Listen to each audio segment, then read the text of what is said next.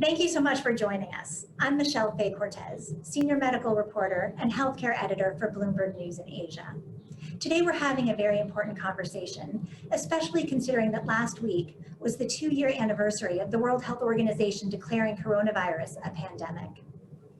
Today we're going to be talking about the great global healthcare divide, specifically the inequity in distribution of vaccines in order to prevent infections.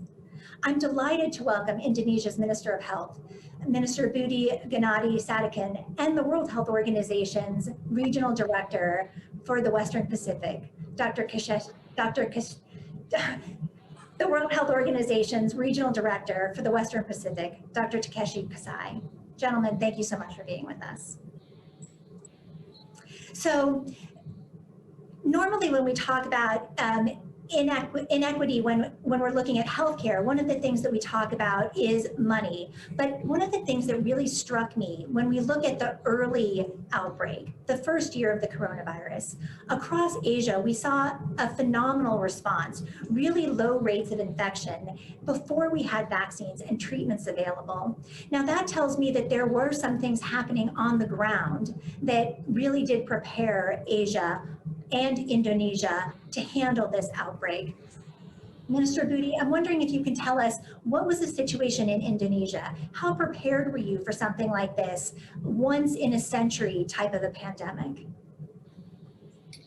At the beginning, to be honest, we are not expecting a huge, big pandemic like this. So when it happens, what we did is very reactive. We just limiting our border for incoming passengers. And that helped delay a little bit the surge of the cases to the country. But then as the virus, is going across the globe, we also got hit. And then it follows the several spike and peak like in other countries also. So again, if you ask me, we are actually caught off guard a little bit, but what we did at the beginning, and it's quite successful to delay the dramatic increase of the cases, is by closing our borders. But then again, the virus has keep coming, and then we have to face another surge like what happened in other countries. But that delay give us some time to make preparations, learning from what other country has done.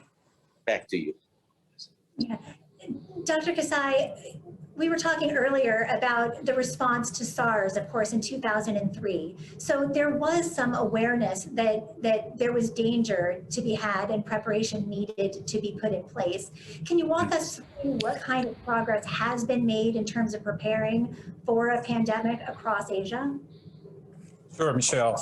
Our region is actually very diverse, and there are countries actually population density is very high or very limited healthcare capacity, or many vulnerable populations, such as people working in the factory, prone to infections. And our region is the one that hit hard by the SARS 2003, as you mentioned. And when we listed the lessons after the SARS, some of them we can fix it quickly, but the majority of them, we noted that it takes a very long time to fix it because we have to address the system. And therefore, we developed the regional action framework and then address those things step by step, tailored to the context, but most importantly, learn and then improve, and not just the central level, but subnational level, and can do that because of the partnership. And this COVID-19, member state, the countries in the regions are fully utilizing those investments they have put in the past. Over to you. It does seem like early in the outbreak, some parts of Asia, having had the experience with SARS, we saw a good uptake, for example, of things like wearing masks and social distancing, which seemed to control some of the outbreak. But of course, what everyone believes is going to end the pandemic is going to be the use of vaccinations. Now, it is remarkable the fact that we had, a handful of vaccines available within a year of this novel virus being detected. So that's astonishing. But in terms of actually distributing them, we saw widespread variation, right? More than 10 billion vaccines have been administered, 3 billion of them in China, 500 million in the United States. But it's even more sharp distinctions when you look at the per person number, right? In China, there's 220 shots for every 100 people. In the US, it's about 200 shots. In Europe, it's over 200. In Indonesia, we have about 130 shots for every 100 people in Indonesia. So my question, Minister Budi, maybe you can address this. To what extent was there a challenge in getting access to these vaccines? Was the problem actually being able to get them? Was it a cost in terms of paying for them? Or was it more of an issue of administering them once you did get them on the ground? So the first problem with Indonesia, because we are not the vaccine producers, is getting the vaccine on time. So when we launched our vaccination program on January 13, 2021, which is maybe around a month after the major countries that produce vaccine launch their programs, we only have a limited amount of vaccines. So the problem is not about the capacity to do vaccination program, because Indonesia did a lot of several mandatory vaccination program. The problem is access to vaccine. But recently, after our business-to-business deal start coming in with the Chinese vaccine, then we start picking up the number of vaccination programs. And then close to the end of 2021, I believe on fourth quarter, then we start receiving large doses from Gavi, from WHO and from CEPI.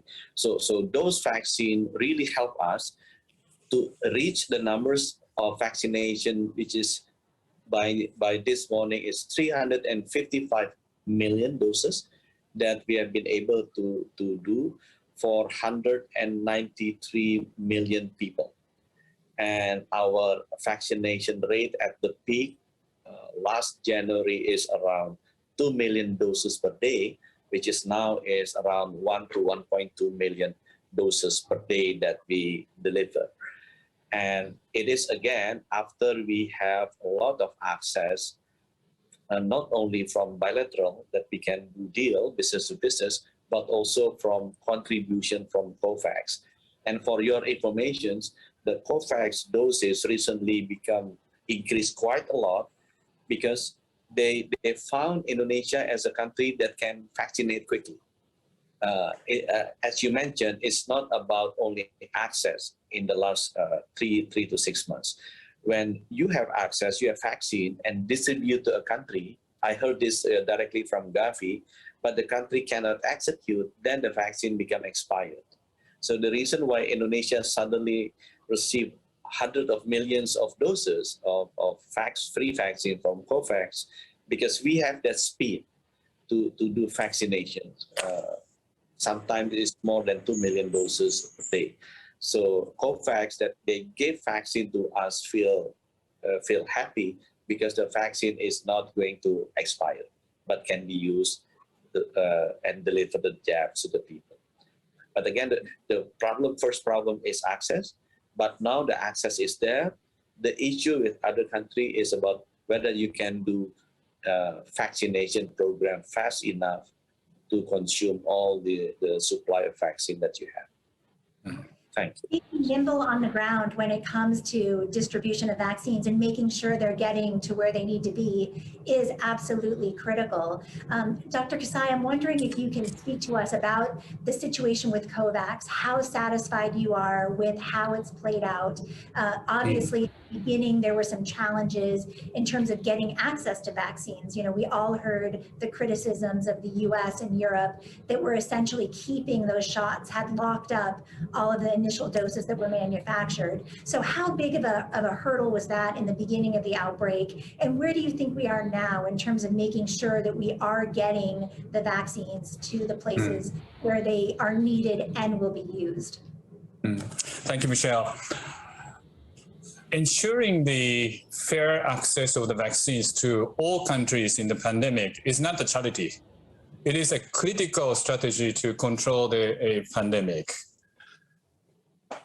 So far, our member states, together with the support from the partners, we are now in a relatively good shape.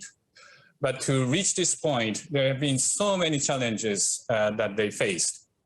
For example, the global shortage of vaccines, as Honorable Minister mentioned, we encountered a challenge with so many barriers, including a limited production capacity or supplies of the raw materials of trade barrier. We also faced the challenge of a limited national regulatory authority capacity. And of course, as Honorable Minister mentioned, we have to make a very intensive vaccinations programs to deliver the vaccines to all the eligible people, including people living in the hard-to-reach area. And to do that, we need a very good plan, logistics, including the cold chain, human resources, and we have to generate the people's demand or the acceptance and information system, including the vaccine adverse event. And Honorable Minister mentioned about the COVAX. I think this is something out of very challenging situations, positive things. The COVAX is the mechanism that developed by the global collaborations to expedite the development of the vaccines and distribution. They also faced some challenges at the very beginning, but now they have distributed more than 1.3 billion doses to 144 countries and areas around the world. And this was possible because of the collaborations with the public and private sectors, but also so many countries' contributions. And I obviously think this is the area that we should continue to strengthen. Over to you. Do you think that, you know, now that there is more vaccine available, right? Production has increased and many places have vaccinated quite a lot, and there's no longer like people lining up to get vaccinated. Do you think that we have put to bed the issue of supply? Is there enough vaccine in the world now in order to get it to everybody who needs it? Or are we still in that effort of trying to distribute it equitably across the world? If you think about what I have mentioned, that ensuring the access to fair access to the vaccines for all countries during the pandemic, I think it is important to continue to put the effort in increased production capacity. And I'm very happy to see there are movements in the countries to try to establish their own production capacity so that they have multiple options in getting the vaccines. Several countries in Asia, including Indonesia, and several countries in my regions have now selected as the countries to receive the mRNA vaccine technology transfer. And I very appreciate that the Republic of Korea are committed to serve as a biomanufacturing training hub. And I think these are kind of positive things to continue to make investment in increasing the production capacity in this area. Minister Budi, do you feel like you do have enough access to vaccinations at this point? And to what extent is Indonesia looking to, you know, build infrastructure in order to manufacture more vaccinations for the future for both coronavirus and for whatever pandemic occurs next? So related with your first questions, now Indonesia have much more vaccine than needed. So even for the vaccine that we procure, because we have enough free vaccine from COVAX that we use as a primary vaccine, even now we can use the, And now we increase already the vaccination program, not only for adults, but even down to children. So below 6 years old. And we do have enough vaccine. As I mentioned to you, we have done 355 million doses, so 192 million people. And our population target is 208 million.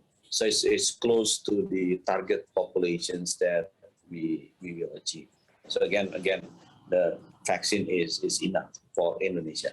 I don't know exactly the condition for other country, but what I heard is more about the executions, or the logistic, also getting the people to go and do the vaccination rather than the supply of the vaccine itself.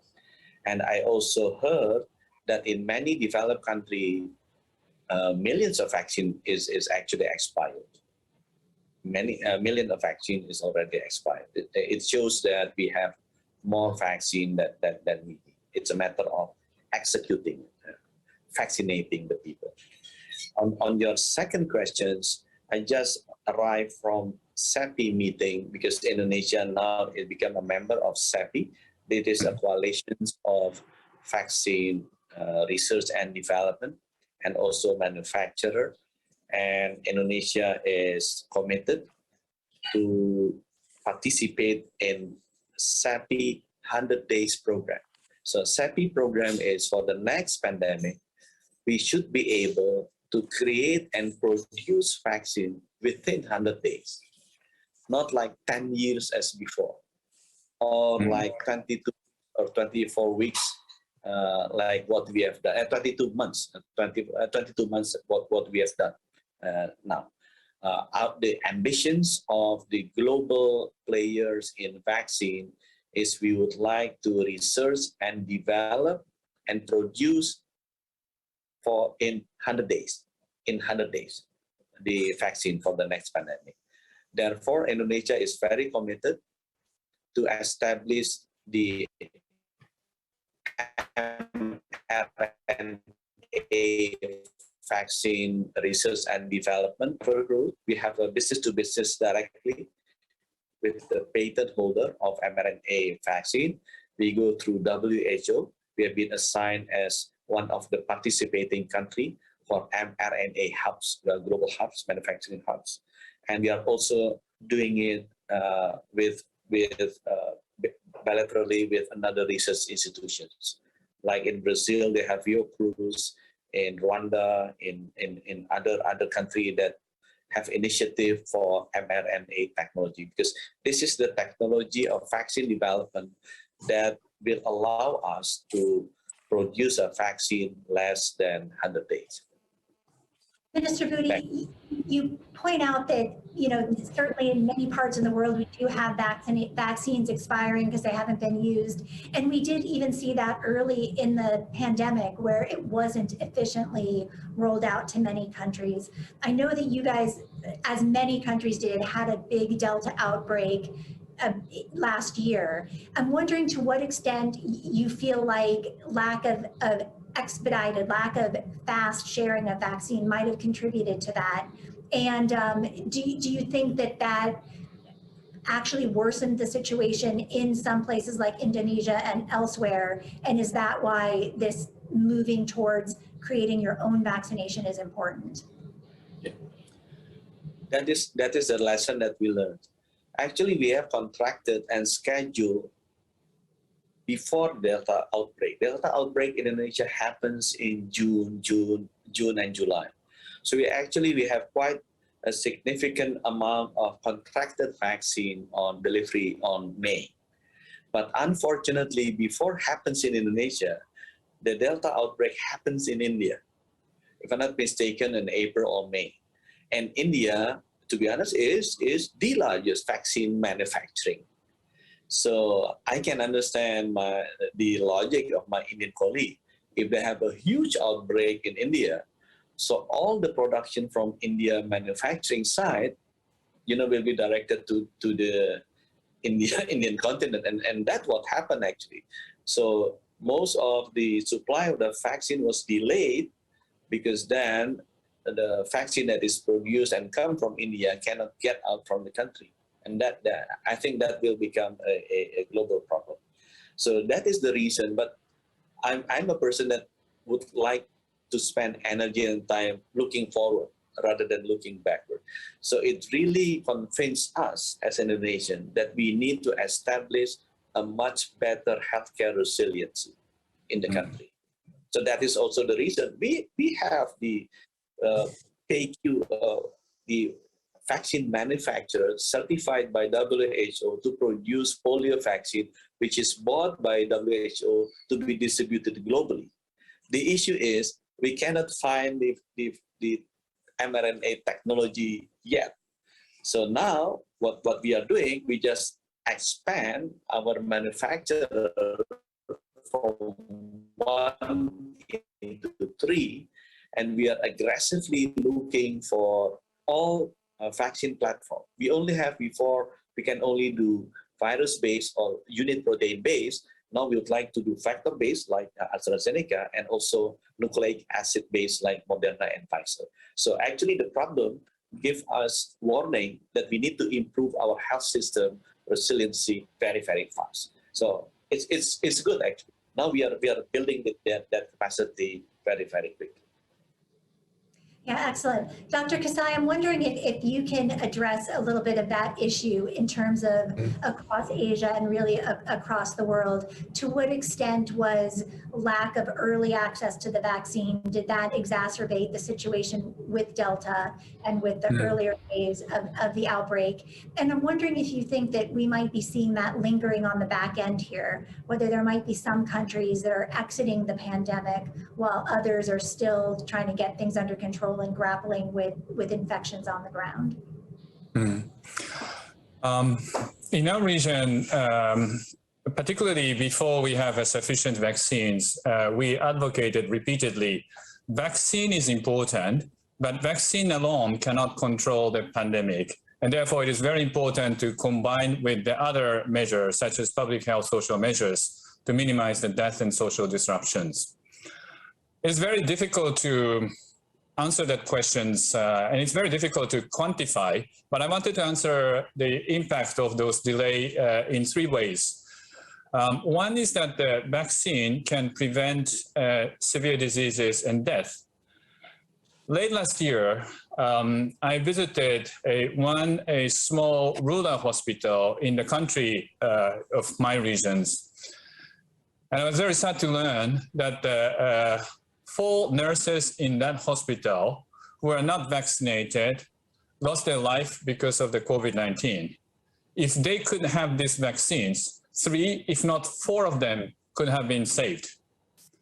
The second point is that vaccines can make our control less stringent, because vaccine is proven to be effective in preventing the severe diseases. And therefore, it can also reduce the burden of healthcare. So that means if the surge is maintained within that existing healthcare capacity, we can keep our control less stringent. And lastly, the vaccine can make a chance of virus to be muted less. So if we have more vaccines, we have reduced the chance of encountering new variants, including the variants of concern that we've been encountering in the past 2 waves. And on that note, we're going to have to wrap it up. Minister Budi, Dr. Kasai, thank you so much for joining us. And thanks to all of you for listening. I hope you enjoyed this conversation half as much as I did. Thanks.